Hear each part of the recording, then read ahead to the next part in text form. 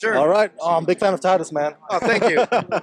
Zach, what brought you to the red carpet this evening? Well, I have the honor of knowing some of the people from Final Draft. Kayla Guess invited me. I've known her for about 5 years now, and she's honored me with an invitation. So I get to hobnob here with the rich and famous and the fantastic.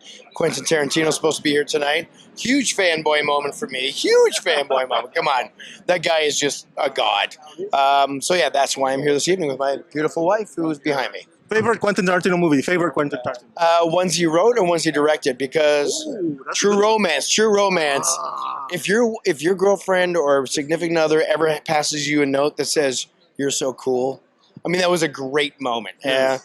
Everything that he's ever written has been fantastic, and I think it keeps on changing the paradigm of the environment. I was watching Pulp Fiction the other night, and it stands up, even though it uses like the poor man's process and the driving sequences, something that was started in the 1930s in France, and yet he was doing it in '94. I mean, he's always pushing the envelope, but also pulling from everything that he stands upon the shoulders of giants, and it's amazing. So it's hard to say there's one best one.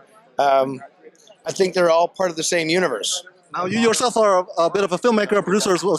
A little bit, yeah. So I've been doing this for about 40 years, acting and direct. And now I started directing and writing about 15 years ago. Nice. I've written about 7 films and 1 TV series, and I'm writing another couple right now.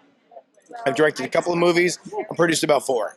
But, the reality about any of it is it's never, oh, I did it. No one's ever there. I'm sure if you ask Mr. Tarantino, he would feel the exact same way, which is getting a project done is incredibly difficult. And you have to, that old saying, only those who see the invisible can do the impossible. So you have to see it, and when no one else believes. And at the end of it, as soon as it's done, you're like, that's great. Now I want to do it better on the next one. So it's an ongoing process, and I think the only time you stop trying to make it better is when you die.